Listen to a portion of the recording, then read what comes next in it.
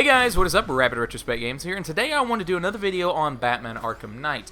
Now, I'm doing this because I want to kind of start doing some different things on my channel, as fun as the walkthroughs and game movies and cutscenes and all that fun stuff.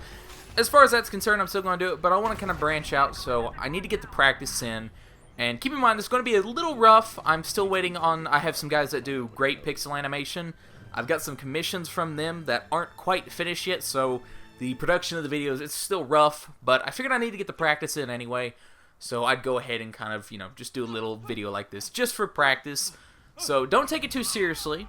It's just a personal list. If you, thought Batman was absolutely 100% flawless, awesome. I personally still think it's an awesome game. I would highly recommend it. I just think that they took some missteps here and there with this particular installment of the series.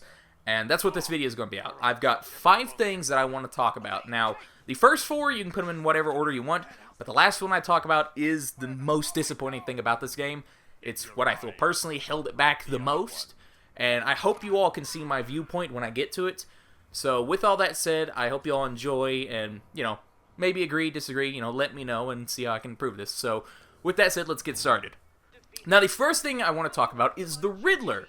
Now, the Riddler, I think, was one of the most kind of surprising things about the original Arkham Asylum.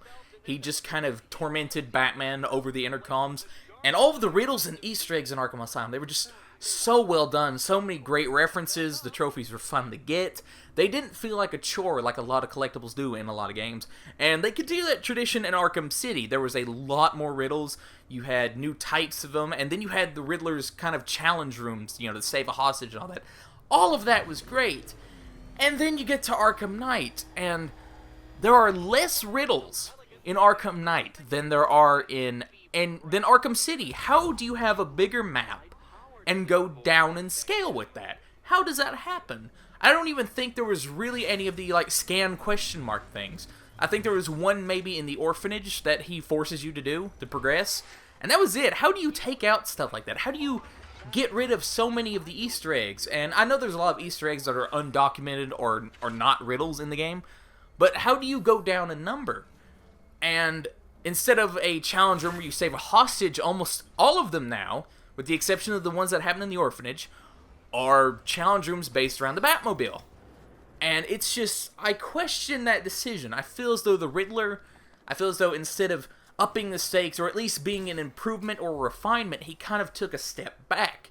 He wasn't as memorable, he wasn't as enjoyable, and I don't know, he was overall lacking. It was cool to finally, have a boss fight against him and his mech machine, but even that was kind of a letdown, because mostly all you do is beat all the robots surrounding him, and then once all the robots are gone, you go up and punch him 3 times, and it was just kind of a letdown, I gotta be honest. I feel as though they could have done a lot more with the Riddler, especially in such a big and detailed map. There was just too little care with it, in my opinion, and hopefully whoever takes over the Arkham series or games similar to this goes with the kind of feel of City or Asylum, have more detailed riddles and whatnot, more detailed Easter eggs, more fun challenges. I didn't have fun doing the challenges in Arkham Knight, and they were just so dreary and boring, and I don't know what they were thinking, but I feel as though the Riddler was just a letdown in this game. I have to be honest. He had some moments here and there, but overall, it was just kind of, I don't really want to do it again, which is just awful, because I love doing, all of the Riddler stuff in Arkham Asylum and Arkham City multiple times. I don't have a problem with those games, but Knight, I don't think I'm going to go back to any time to finish all of the Riddler stuff. So that is the first thing I wanted to talk about. Now, the next thing I kind of went over a little bit in the video I did yesterday, but I feel as though it needs repeating, and that was the major villains of the game were kind of just, They weren't truly memorable, and I went over this yesterday. I thought the build-up to the Arkham Knight, who he was, and, who he was, how he tied to Batman's past, I feel as though it was mishandled. I feel as though it was rushed in this game, and we didn't have time to truly develop or appreciate the character of the Arkham Knight.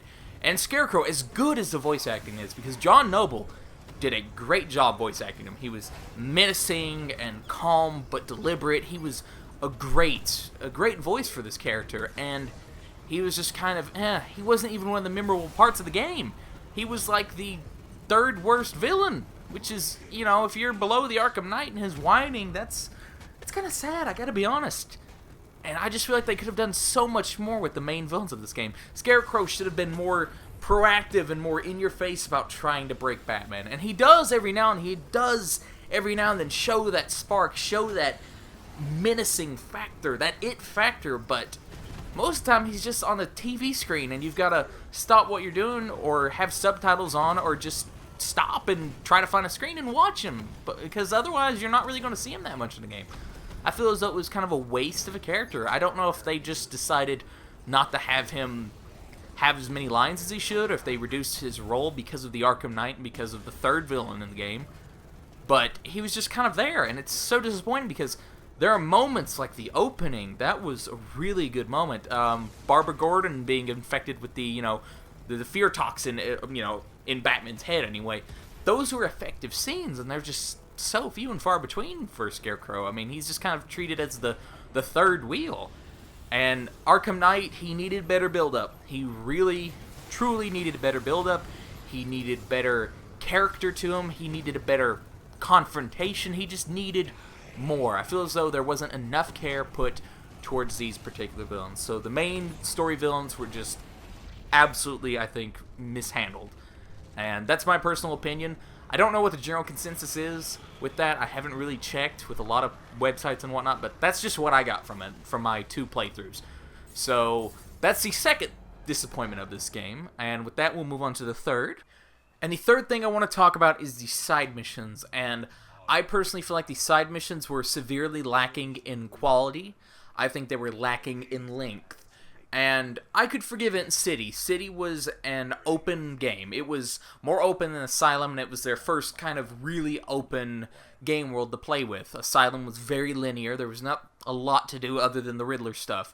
City, okay, I can forgive the missions being a little short, because while they were short, they were quality. They had a quality to them. This one, they just feel tacked on, uninspired, and a little lazy. And I'm not saying the developers are lazy or anything, it just feels that way. It comes across that way when I'm playing the game. And to give you an example, Man-Bat, you don't actually ever fight him. You see him gliding around, inject him like 3 times, and you also go to his lab once to see what happens. Azrael, big kind of character side mission in Arkham City, and you think they're building up to something because the character of Azrael has played Batman in the past. You think, oh, maybe we'll get some sort of big thing with him in Arkham Knight, and it's pretty much glorified augmented reality missions and a confrontation in the clock tower. Two-Face, 3 bank robbery missions. He appears in the third, can be taken out with a 1-button prompt. You can do a silent takedown, you can catch him from a gargoyle, you can do any of those things. It's not even hard like the Catwoman boss fight from the end of Arkham City. Penguin, follow a bunch of vans to a base and then take out everyone in the base and then blow up a safe. And then have a final confrontation with him, which is also a 1-button prompt. Deacon Blackfire, a one-off side mission. You see him, done. Same with Hush, see him, done. Riddler, I already went over the Riddler. Very lackluster.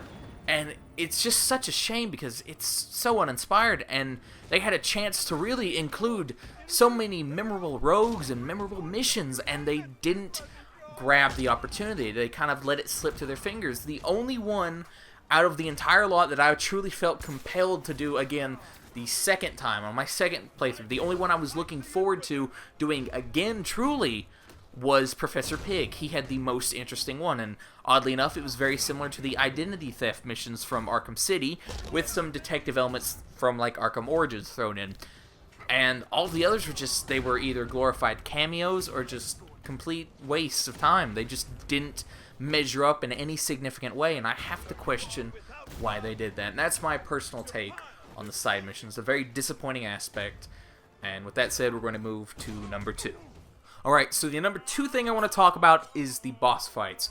Personally, I feel as though they took steps back in regards to the boss fights for Arkham Knight. Now, Arkham Asylum had some lackluster boss fights. Let's not beat around the bush. They were all pretty generic and all pretty much carbon-paste copies of one another, with the exclusion of Poison Ivy. And if you want to call the Scarecrow ones boss fights, then I guess you could throw that in there. And Killer Croc, glorified throw batarang challenge, whatever. City made improvements to this. Solomon Grundy, Clayface, those were pretty enjoyable. Mr. Freeze, excellent use of the Predator system, excellent use. And in Arkham Knight, every single boss fight in this game is a major letdown, and I truly mean that. And to give you an example, let's go with Deathstroke, a man who's considered to be hand-to-hand, equivalent to Batman. I mentioned that in the previous thing. It's a tank battle. That's ridiculous. That's absolutely ridiculous. Arkham Knight, the other guy who's supposed to be equivalent to Batman, who knows everything about Batman, and is willing to go that step beyond.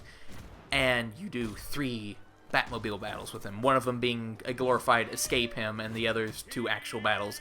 And then a Predator sort of boss fight that is nowhere near the quality of Mr. Freeze.